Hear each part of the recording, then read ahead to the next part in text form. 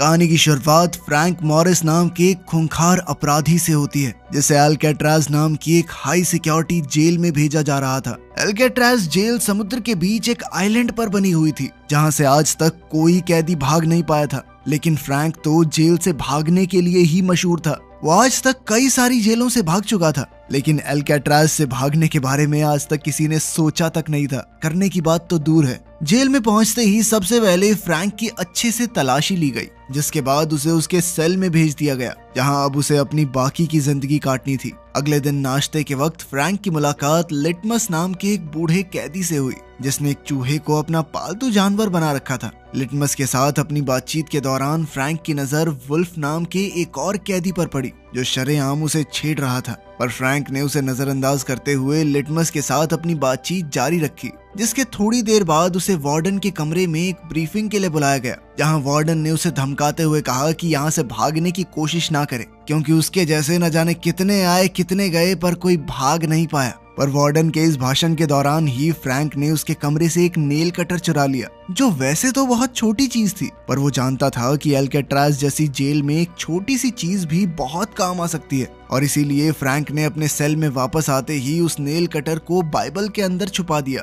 थोड़ी देर बाद एक ग्रुप शावर के दौरान वुल्फ एक बार फिर फ्रैंक के पास आया और उसने दोबारा से उसे छेड़ना शुरू कर दिया। पर इस बार फ्रैंक उसे नजरअंदाज करने के मूड में नहीं था और उसने वुल्फ को पकड़कर पीटना शुरू कर दिया। और उसके इस बर्ताव ने जेल के अंदर उसकी एक रेपुटेशन बना दी, जिसके बाद कोई भी उससे फालतू पंगे नहीं लेता था। धीरे धीरे जेल की लाइब्रेरी फ्रैंक का दूसरा घर बन गई, जहां उसकी मुलाकात जेल के लाइब्रेरियन इंग्लिश से हुई। इंग्लिश को भी अल्काट्राज में उम्र कैद की सजा सुनाई गई थी, जिसके चलते अब इंग्लिश बाहर निकलने की कोई भी इच्छा छोड़कर किताबों में ही अपना मन लगा बैठा था। असल में इंग्लिश और फ्रैंक दोनों को ही हिस्ट्री के ऊपर लिखी हुई किताबें बहुत पसंद थी, जिसके चलते उन दोनों में काफी अच्छी दोस्ती हो गई।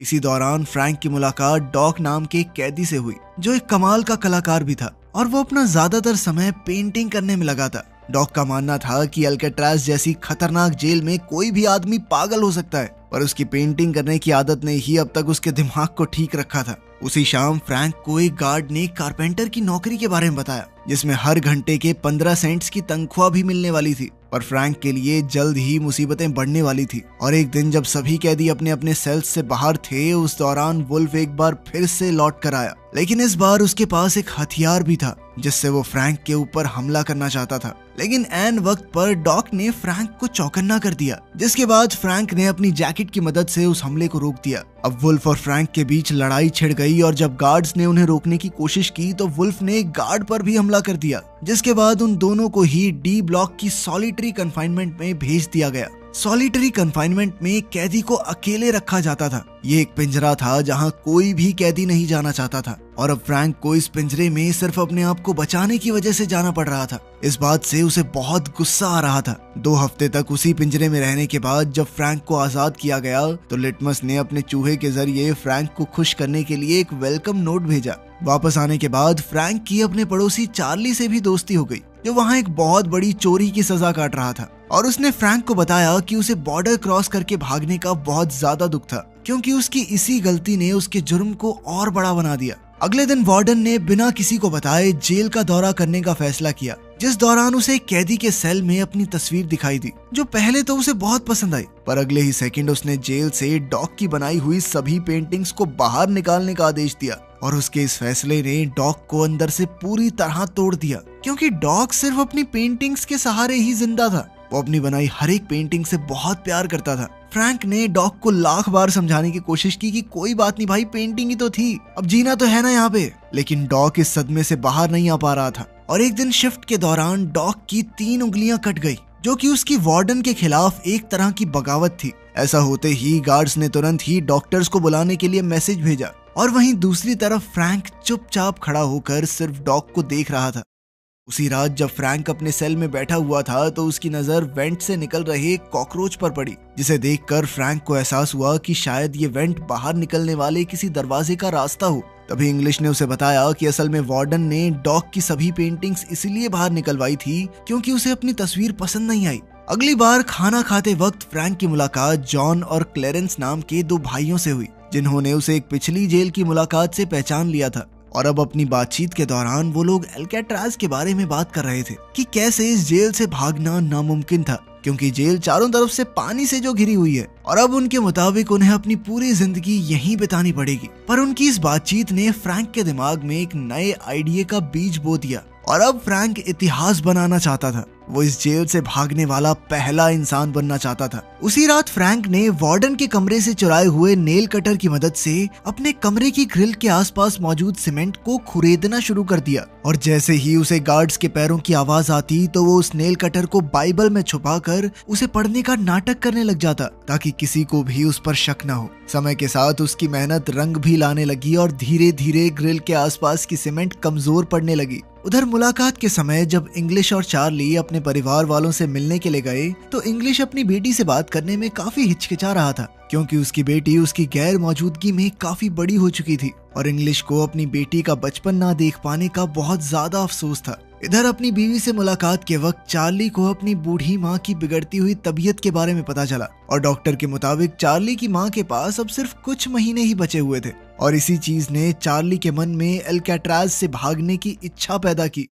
अगली सुबह नाश्ते के दौरान फ्रैंक ने जॉन और चार्ली के सामने अपना जेल से भागने का प्लान रखा। फ्रैंक के मुताबिक खारे पानी और हवा ने जेल की इमारत को काफी कमजोर कर दिया था, जिसके चलते वो लोग सीमेंट को कुरेद कर वेंटिलेशन ग्रिल्स को निकाल सकते हैं, जिसके बाद वो उन्हीं ग्रिल्स से होते हुए पाइपलाइंस तक पहुंचकर वहां से भाग जाएंगे। पर बात अभी भी वहीं अटकी हुई थी कि जेल से तो निकल जाएंगे, समुद्र पार कैसे करेंगे। इस पर फ्रैंक ने कहा कि क्लेरेंस जेल के कपड़ों के डिपार्टमेंट में काम करता है, तो वो वहां से एक एक करके कभी रेन कोट और थोड़ी बहुत रबड़ सीमेंट चुरा सकता है। इस सब की मदद से मुझे लाइफ बोट और लाइफ जैकेट बनानी आती है, भरोसा करो मेरे ऊपर। फ्रैंक का प्लान सभी को काफी पसंद आया और उन सभी ने एक साथ मिलकर इस प्लान पर काम करने का फैसला किया। उस रात फ्रैंक हर रोज की तरह अपने सेल में सीमेंट को निकालने में लगा हुआ था, पर इस बार चार्ली भी उसके साथ था, जो अपने सेल से बाहर नजर रखे हुए था ताकि किसी गार्ड को उनके प्लान के बारे में पता न चले। इधर फ्रैंक का काम तो हो रहा था, पर नेल कटर छोटा होने की वजह से उसको चलाने में बहुत ज्यादा समय लग रहा था और मेहनत भी बहुत ज्यादा हो रही थी।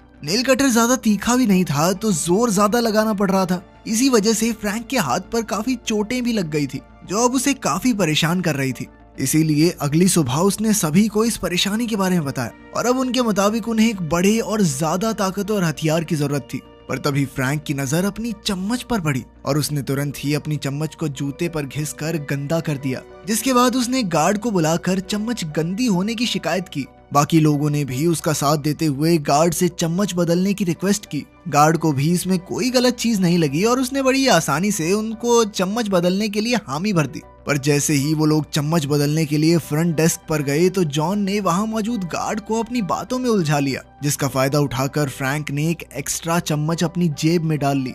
पर उसके लिए इतना काफी नहीं था और इसीलिए उसने लिटमस से अपने हिस्से के 20 दिन की मिठाई के बदले में बाकी सामान इकट्ठा किया, जिसके बाद फ्रैंक ने चम्मच पिघलाकर नेल कटर और सिक्के के साथ जोड़कर एक नया औजार बनाया, जो नेल कटर से काफी ज्यादा कारगर साबित हुआ। उसी रात जब फ्रैंक तेजी से सीमेंट को कुरेदने में लगा हुआ था, तभी एक गार्ड वहां आया, जिस पर चार्ली की नजर नहीं पड़ी। पर खुशकिस्मती से ऐन वक्त पर इंग्लिश ने बीच में आकर उस गार्ड का ध्यान भटका दिया, जिससे चार्ली को जेल बार्स पर जोर से मुक्का मारकर फ्रैंक को चौकन्ना करने का मौका मिल गया। इशारा मिलते ही फ्रैंक ने तुरंत ही सारा सामान छुपा दिया। वो लोग इस बार तो बच गए, पर अब फ्रैंक समझ चुका था कि वो चार्ली पर पूरी तरह भरोसा नहीं कर सकता। अगले कुछ दिनों में फ्रैंक समझ गया था कि उन ग्रिल्स के अंदर पेंच भी कसे गए हैं, जिन्हें खोलने के लिए उन्हें एक नया औजार चाहिए था। इस दौरान जब भी फ्रैंक को बाहर जाने का मौका मिलता तो वो ग्रिल से निकली हुई सीमेंट को चुपचाप बाहर गिरा देता। कारपेंटर शॉप पर काम करते हुए फ्रैंक ने चोरी छिपे एक छोटा सा औजार तैयार किया, पर उसे दुकान से बाहर निकालने के लिए फ्रैंक को उसे मेटल डिटेक्टर से बचाकर निकालना था और इसके लिए उसने एक लोहे का सड़ा हुआ टुकड़ा अपने हाथ में रख लिया। और जब मेटल डिटेक्टर का अलार्म बजा तो फ्रैंक ने गार्ड के हाथ में वही सड़ा हुआ टुकड़ा पकड़ा दिया, जबकि उसका असली औजार उसके जूतों में था। अपने सेल में पहुंचते ही उसने उस औजार की मदद से ग्रिल को खोल दिया, जिसके आगे पाइपलाइन का जाल बिछा हुआ था, जो शायद उनकी आजादी का रास्ता भी बन सकता था। पर फ्रैंक जानता था कि उन्हें अभी और ज्यादा तगड़ी प्लानिंग की जरूरत है और इसीलिए उन्होंने नकली सर बनाने का फैसला किया जिसकी मदद से वो गार्ड्स को चकमा दे सकते थे। अब उन्होंने तुरंत ही सामान इकट्ठा करना शुरू कर दिया जिसमें जॉन का काम नाई की दुकान से बाल इकट्ठा करना था, वहीं चार्ली पेंट का इंतजाम करने वाला था और फ्रैंक ने इंग्लिश की मदद से कई सारे अखबार इकट्ठा किए और सारा सामान मिलते ही फ्रैंक तुरंत ही अपने काम पर लग गया। उसने सबसे पहले अखबार को दीवार से निकली हुई सीमेंट में मिलाकर इंसानी खोपड़ी का ढांचा तैयार किया जिसके ऊपर पेंट और बाल लगाकर वो लोग गार्ड्स को चकमा देने वाले थे। अपने प्लान को और मजबूत बनाने के लिए चार्ली ने उन ग्रिल्स जैसी दिखने वाली नकली जालियां बनाई जिन्हें वो भागते टाइम ग्रिल्स की जगह लगाने वाले थे ताकि कोई गार्ड ये नोटिस न कर ले कि यहाँ ग्रिल तो लगी नहीं हुई। एक रात फ्रैंक ने अकेले ही ऊपर जाने का फैसला किया जिसके लिए उसने उस नकली खोपड़ी और नकली ग्रिल का इस्तेमाल किया, पर पाइपलाइन से ऊपर पहुंचने के बाद फ्रैंक को एक लोहे का दरवाजा दिखाई दिया जिस तक वो अकेला नहीं पहुंच सकता था और ठीक उसी वक्त एक गार्ड सभी सेल्स का राउंड मार रहा था और जब वो फ्रैंक के सेल के पास पहुंचा तो उसे शक तो हुआ, पर इसके बावजूद भी वो लोग किसी तरह से बच गए। लेकिन अब उन्हें समझ आ गया था कि उनके प्लान में कुछ बदलाव की जरूरत है। अगली सुबह फ्रैंक और चार्ली ने पिछली रात हुए हादसे के बारे में बात की और तब तक जॉन और क्लेरेंस ने भी अपनी अपनी नकली खोपड़ी बना ली थी, जिसके बाद सभी ने इसी प्लान के साथ आगे बढ़ने का फैसला किया। उसी रात जॉन और चार्ली एक बार फिर से उसी लोहे के दरवाजे के पास गए और एक दूसरे की मदद से वो लोग दरवाजे तक पहुंच गए, जिसे पकड़ते ही उन्हें एहसास हुआ कि वो लोग इस दरवाजे को काट सकते थे और इसके लिए उन्हें काफी एडवांस टूल्स की जरूरत थी।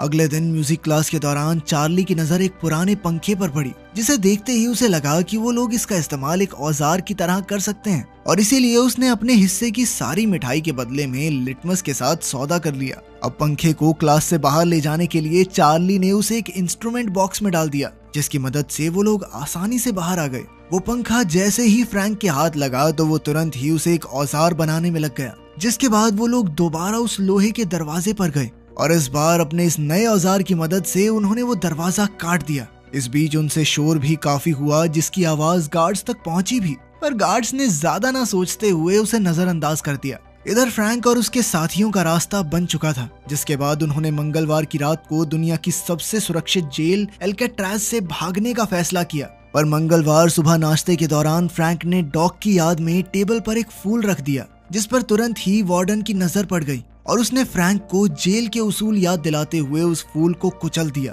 वार्डन के इस बर्ताव से सबसे ज्यादा गुस्सा लिटमस को आया, पर जैसे ही वो वार्डन पर हमला करने के लिए आगे बढ़ा तो उसी वक्त अचानक उसे हार्ट अटैक आ गया और वो नीचे गिर पड़ा। थोड़ी देर बाद वार्डन ने अचानक फ्रैंक के सेल की तलाशी ली, पर उसे वहाँ कुछ भी नहीं मिला, जिसके चलते वो काफी नाराज था और उसने इसी नाराजगी में चार्ली और फ्रैंक का सेल बदलने का आदेश दे दिया। उधर वुल्फ भी सॉलिटरी कन्फाइनमेंट से आजाद हो चुका था और अब वो दोबारा फ्रैंक पर हमला करने के लिए पूरी तरह से तैयार था, पर जैसे ही वो हमला करने के लिए आगे बढ़ा तो इंग्लिश ने उसे बीच में पकड़ लिया। उस रात फ्रैंक, जॉन, चार्ली और क्लेरेंस ने पाइप में मिलने का फैसला किया, लेकिन फिर ऐन वक्त पर चार्ली काफी ज्यादा घबरा गया और उसने प्लान में शामिल ना होने का फैसला किया। लेकिन बाकी तीनों बिल्कुल अपने प्लान के मुताबिक आगे बढ़ रहे थे और इधर चार्ली की आंखों के सामने से उसकी आजादी का सपना दूर होता जा रहा था। उधर उस दरवाजे को पार करते हुए फ्रैंक और बाकी लोग छत तक पहुंच गए थे जहां उन्हें सर्च लाइट से बचना था। उधर चार्ली ने भी आखिरकार जेल से भागने का मन बना लिया, जिसके बाद वो पूरी रफ्तार से पाइपलाइन से होता हुआ उस लोहे के दरवाजे तक पहुंचा, पर अब वो अकेला उस दरवाजे को पार नहीं कर सकता था, जिसका मतलब था उसने अपनी आजादी का मौका अपने डर की वजह से गवा दिया। वहीं दूसरी तरफ सर्च लाइट से बचते बचाते फ्रैंक, जॉन और क्लेरेंस जेल की दीवार तक पहुंच गए। उन्होंने देखा कि कहीं आसपास कोई है तो नहीं और फिर वो चुपचाप दीवार को पार करके जेल से बाहर आ गए। अब वो तीनों कैदी एक रोड को पार करते हुए समुद्र के किनारे तक पहुंच गए थे। वो अच्छे से जानते थे कि किसको क्या करना है और तीनों शांति और तेजी से अपना काम कर रहे थे। उन्होंने जल्दी जल्दी नाव के अंदर हवा भरनी शुरू कर दी, जिसे मुंह से फुलाना बहुत मुश्किल काम था, लेकिन फिर भी अपनी जान बचाने के लिए उन तीनों ने ये कर दिखाया और अब वो लोग एल्केट्राज की सरहद से हमेशा हमेशा के लिए दूर जाने के लिए समुद्र में उतर गए। अगली सुबह जब गार्ड्स राउंड पर आए तो शुरुआत में तो उन्हें सब कुछ बिल्कुल नॉर्मल लगा, और फिर उन्होंने देखा कि फ्रैंक अब तक सो रहा था। उन्होंने जैसे ही फ्रैंक के मुंह से चद्दर हटाई तो उनके पैरों तले जमीन खिसक गई, क्योंकि आज उनके साथ कुछ ऐसा हुआ था जिसकी उन्होंने कभी कल्पना तक नहीं की थी। पूरी जेल में ये बात फैल गई कि कुछ कैदी भाग निकले हैं फ्रैंक ने अपने सर की जगह पर नकली खोपड़ी जो रखी हुई थी। गार्ड्स ने तुरंत ही अलार्म बजा दिया और जल्द ही ये भी पता चला कि 2 और कैदी भी भाग चुके हैं। जल्द ही उन तीनों की खोज शुरू हो गई। उन्हें ढूंढने में नाव के साथ साथ हेलीकॉप्टर तक का इस्तेमाल किया जा रहा था, लेकिन इसके बावजूद भी फ्रैंक, जॉन और क्लेरेंस का कोई सुराग नहीं मिला। और अब कुछ पुलिस वालों को लग रहा था कि शायद वो तीनों समुद्र में डूबकर मर गए होंगे, पर अंदर ही अंदर वार्डन जानता था कि वो बच निकले हैं और दुनिया की सबसे सुरक्षित कही जाने वाली जेल एल्केट्राज को भी तोड़कर भागने में कोई कामयाब हो चुका है। पर वार्डन के सामने जेल की इज्जत बचाने की जिम्मेदारी भी थी, जिसके चलते उसने दुनिया के सामने उन तीनों को मरा हुआ घोषित कर दिया। लेकिन सच बात तो ये थी कि वार्डन की इस बात पर किसी को भरोसा नहीं था। ये एक सच्ची कहानी है जिसके बाद फ्रैंक जेल तोड़ने वाले जीनियस के नाम से पूरी दुनिया में मशहूर हो गया। 1 साल तक गुप्त तरीके से सर्च ऑपरेशन भी चलाया गया, लेकिन कभी कोई बॉडीज नहीं मिली, जिसका मतलब ये था कि वो बचकर भागने में कामयाब हो गए थे। वीडियो पसंद आई तो लाइक कर देना, चैनल को सब्सक्राइब कर लेना। मिलते हैं अगली वीडियो में।